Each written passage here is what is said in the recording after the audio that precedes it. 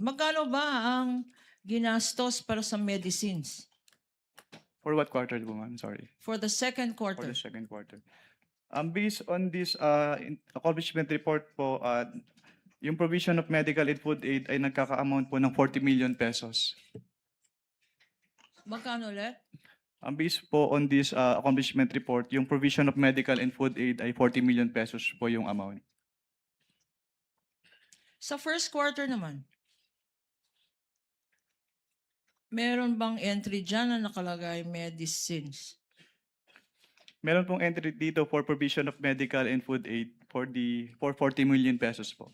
40 million pesos. 42 million pesos. 42 million pesos ang nakalagay dyan ngayon. Yes, ma'am. Sa accomplishment report na yan, meron bang inattach ang Office of the Vice President? First and second quarter na in-identify, meron ba siyang inattach mga dokumento na nagpapatunay na ginastos talaga yung 42 million na yan for the first quarter and 10 million na yan for the second quarter for medicines alone, Mr. Witness? Meron bang attachment itong accomplishment report na sinubmit? Wala po silang inattach na any document po supporting yung kanilang payment for medicine. Okay.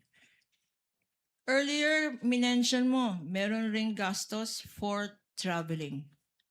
Magkano naman yun, Mr. Witness? For what quarter po, ma'am? For the first quarter muna. For the first quarter po, yung kanilang payment of incentives or traveling relative to confidential operations ay 10 million pesos po. 10 million pesos. At again, tanong ko, sa expense na 10 million na yan for traveling expenses, meron bang inattach na mga annexes? Diyan, para explain, paano ginastos sa travel ang 10 million? May mga attachments ba? Yung accomplishment report na yan. Wala po silang inattach. Hindi na-explain itong 10 million, Mr. Witness? Walang official receipts attached? Meron ba? Wala pong official receipts na attached. Any other observation sa second quarter?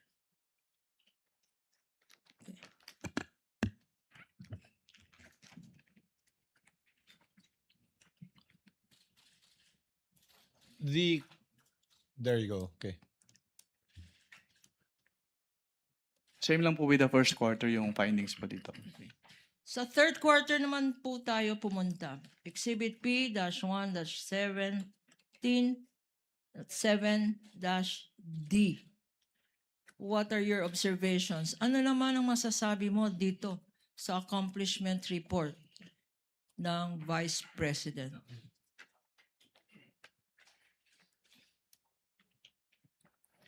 Meron din po silang payment of reward dito na worth 35 million pesos.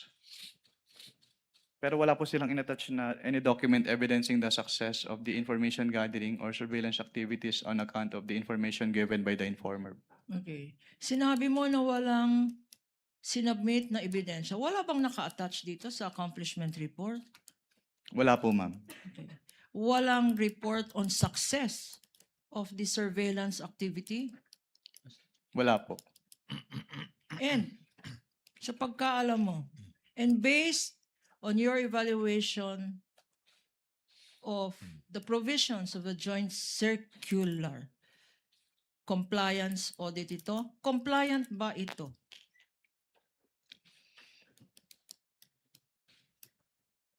Hindi po siya compliant, ma'am. Bakit, Mr. Witness? Dahil wala nga pong supporting document po yung kanilang payment of rewards as required under item 4.8.5 of the joint circular.